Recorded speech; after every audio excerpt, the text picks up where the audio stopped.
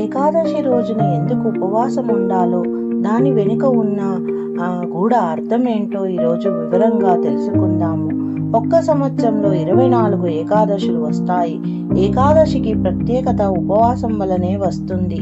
శాస్త్ర ప్రకారం ఏకాదశి రోజు భోజనం చేయడం నిషిద్ధం. ప్రతి ఒక్కరూ ఏకాదశికి ఉపవాసం ఉండాలని అంటారు. కానీ అసలు ఏకాదశికి ఉపవాసం ఎందుకు చేయాలి? ఏకాదశి ఉపవాసం వెనుక ఏదైనా గూఢార్థం ఉందా? ఈ అంశాలను గురించి ఇప్పుడు వివరంగా తెలుసుకుందాం.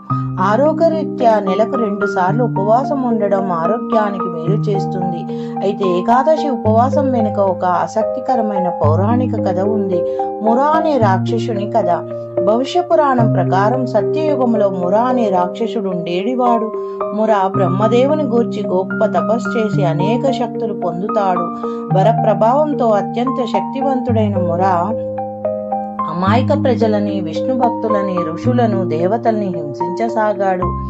విష్ణువుని ఆశ్రయించిన ఋషులు, దేవతలు మురపెట్టిన బాధలు భరించలేక శ్రీహరిని ప్రార్థిస్తారు. శ్రీహరి మురతో 1000 సంవత్సరాలు యుద్ధం చేస్తాడు. ఆ యుద్ధంలో శ్రీహరి తీవ్రంగా అలసిపోయి విశ్రాంతి తీసుకోవడానికి ఒక గుహలో విశ్రమిస్తాడు.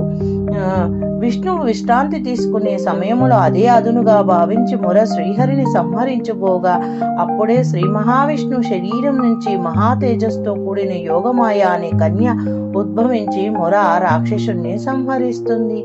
ఏకాదశి ఇలా వచ్చింది. శ్రీహరి శరీరం నుంచి ఉద్భవించిన కన్య పక్షములో 11వ రోజు ఉద్భవించింది కాబట్టి ఆమెకు శ్రీ మహావిష్ణువు ఏకాదశి అని నామకరణం చేసి ఆమెకు ఒక వరం ఇచ్చాడు. తనకిష్టమైన తిథి ఏకాదశి అని. ఎవరైతే ఏకాదశి రోజు ఉపవాసం చేస్తారో వారు సకల పాపముల నుంచి విముక్తి పొంది అంత్యమున విష్ణు సౌజన్యం పొందుతారని శ్రీహరి వరం ఇచ్చాడు. ఆనాటి నుంచి ప్రజలు ఏకాదశి ఉపవాసం చేసి తమ పాపాలను తొలగించుకొని విముక్తులవుతున్నారని పురాణాల ద్వారా తెలుస్తుంది.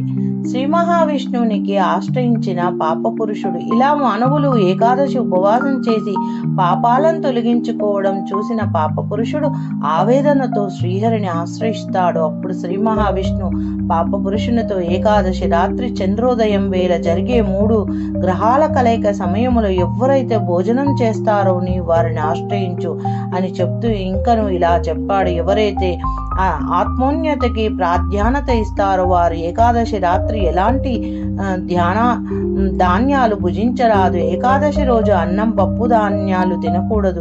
చంద్రోదయానికి ముందు పాలు, పండ్లు వంటి సాత్వికాహారం తీసుకొని హరినామ స్మరణతో ఉపవాసం కొనసాగించే వారికి ఏకాదశి వ్రత పుణ్యఫలం పూర్తిగా దక్కుతుందని పురాణాల ద్వారా తెలుస్తుంది. ఏకాదశి ఉపవాసం వెనుక ఉన్న పౌరాణిక కథ ఇదే. ఏకాదశి వ్రతం చేసేవారు ఈ కథను తప్పకుండా తెలుసుకోవాలని. జై శ్రీమన్నారాయణ. ఓం నమో నారాయణాయ నమః. ఓం నమో లక్ష్మీ నారాయణాయ.